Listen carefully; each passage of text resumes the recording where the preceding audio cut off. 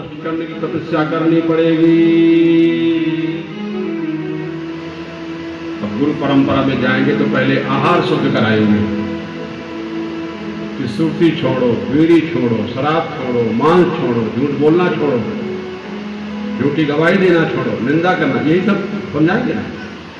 ब्रह्म मुहूर्त में जागना शुरू करो धीरे धीरे, क्या है ये ध्यान रखिए। तो इसी प्रकार से सर्वप्रथम उसे पूर्व जन्म के जितने भी संग्रहित दोष हैं, संग्रहित पाप हैं, जन्म जन्मांतर के संग्रह किया है उसके चित्त में वैसी वासना संस्कार, तो धीरे धीरे वासना को दूर करने के लिए उपासना जरूरी है। उपासना माने उप माने नजदीक, आसन माने बैठना, जैसे पास बैठे हो ये उपासना। गुरु के सन्मुख बैठना ये गुरु उपासना क्या है। भगवान के नजदीक बैठना ये भगवान की उपासना। भले भगवान हिमालय में नहीं जा सकते हो लेकिन मन से हिमालय में पहुंच गए उनके चरणों में।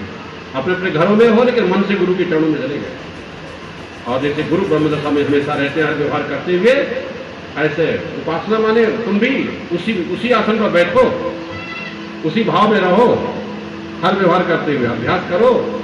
क्या है गुरु जैसे ब्रह्मदशा में रहते हैं और शिष्य, ये गुरु की उपासना का मतलब ये है कि शिष्य के अंदर भी और उसी ब्रह्म भाव में बैठने का अभ्यास करें, ये ध्यान रखें।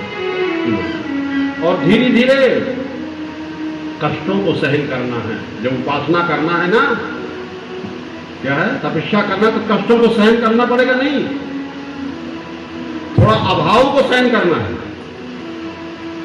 क्या कोई साधन लेकर जाएंगे क्या आदमी हिमालय में तपस्या करने के लिए?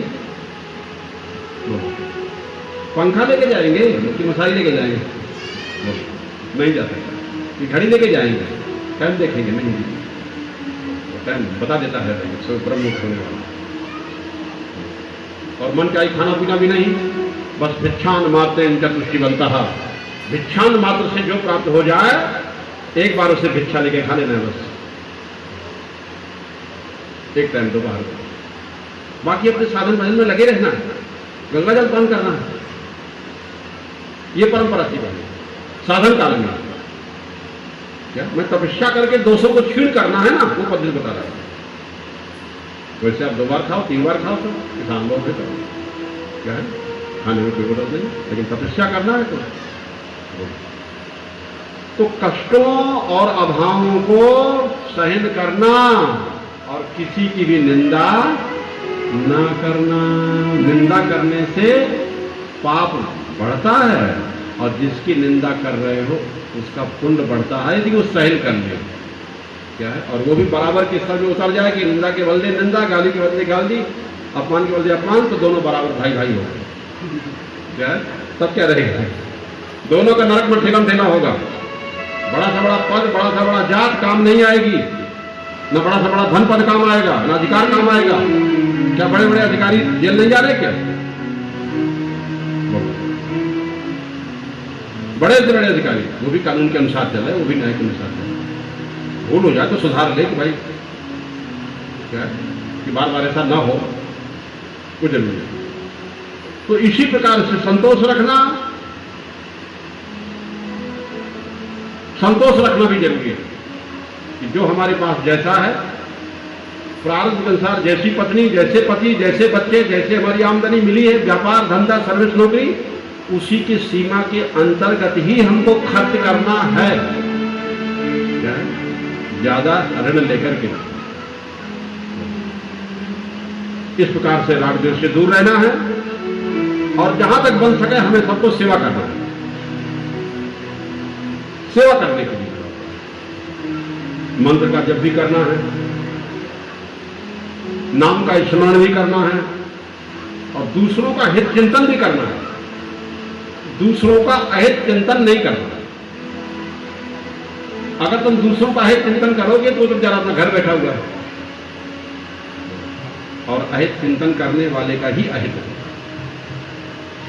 पहले तो उसको जलना पड़ता है ना, दूसरों को जलाने के लिए। क्या है, पहले स्वयं को जलाना पड़ता है, स्वयं को जलाओ नहीं। क्या है, स्वयं को जलाना नहीं है। शरीर के प्रति मोह का परित्याग जरूरी है। तो शरीर का भी तप होता है और वाणी का भी तप होता है और मन का तप होता है, तीनों की तपस्या होता है। तो वाणी को संभाल के बोलना शरीर से किसी का होता है, शरीर की भी तपस्या होती है।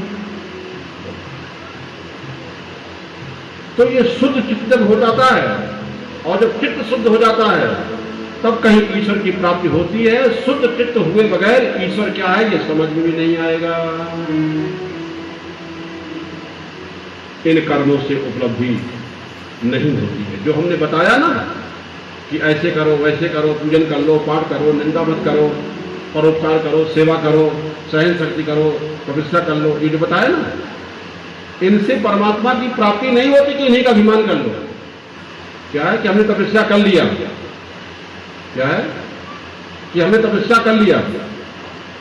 इनसे, इन कर्मों से उपलब्धि नहीं होती, ध्यान रखना है। वेद वेदांत शास्त्र कहता है कि इन कर्मों से, ये सब कर्म है, इन कर्मों से अंतःकरण की शुद्धि होती है। और शुद्ध पात्र में जब कोई शुद्ध चीज डालेगी तभी तो उसका प्रभाव होगा। विशुद्ध अंतःकरण में ही तत्व का साक्षात्कार होता है, ध्यान रखना। क्या है, इसलिए पात्रता आती है। क्या आती है? उपलब्धि नहीं होती, पात्रता आती है। पहले पात्रता तो आए, उन चीजों का अभिमान नहीं करना, इन गुणों का अभिमान नहीं करना। जैसे दोष आदमी को बांधता है, ऐसे गुणों का अभिमान भी आदमी को बांधता है। सुनहुतात माया कृत गुण दोष अनेक, गुण ये उभय न देखिए, देखिए सो अविवेक। गुणों का अभिमान करता है कि मैं इतना गुणी हूं, मैं उससे श्रेष्ठ हूं, बोले वो अविवेकी ही है। क्या है? अविवेकी ही है, शास्त्र कहते हैं। इसलिए इन कर्मों से उपलब्धि नहीं होती, पात्रता आती है और साथ ही साथ पुराने पापों का क्षय होता है। क्या है? पुराने पापों को क्षय भी करना है ना। यत्या क्षीण दोषेण उपनिषद कहते हैं। क्या है? मुंडकोपनिषद में क्या है?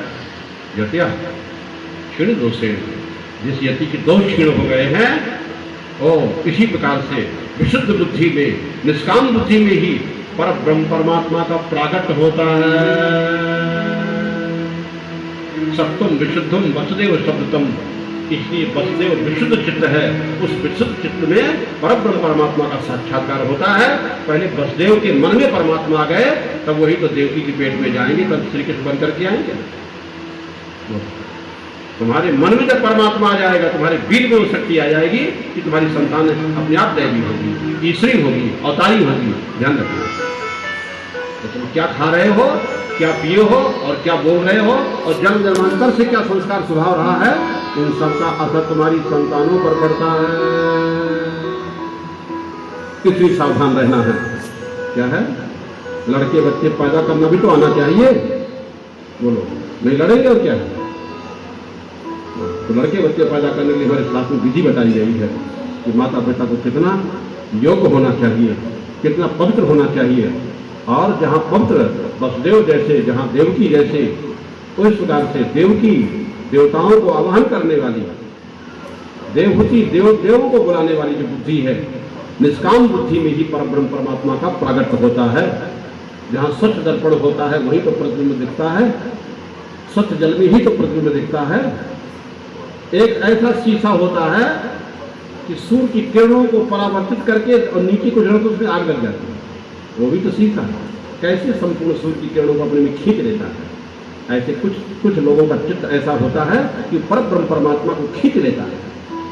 भक्ति, श्रद्धा, प्रेम, मन की एकाग्रता इतनी होती है कि वो अपने परमेश्वर को खींच लेता है।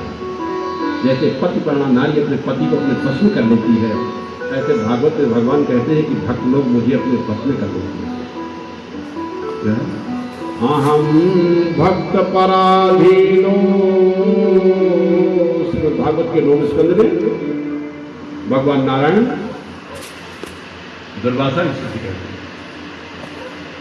दुर्वासा किसी ने शरण नहीं दिया, सबने कहा कि तुमने वहीं चले जाओ जहां से भय पैदा हुआ। भगवान के नारायण के पास गए तो भगवान नारायण ने कहा हम तुम्हारी सहायता नहीं कर सकते। हमारे भक्त जो निष्काम भक्त है, एकादशी का व्रत करता है, गंगा स्नान करता है, भगवान की पूजा करता है, क्या है, और सेवा भाव से हमारे रहता है, और तुमने उसके प्रति अभिमान बस और गुस्से में प्रत्या पैदा कर दिया और सब अपमान करने लगे। अपने बड़पन के अभिमान में आकर तुमने दूसरे का तिरस्कार किया। तुम्हें मालूम नहीं कि जो तेरे अंदर है वो उसके अंदर है। मुझ में राम, मुझ में राम,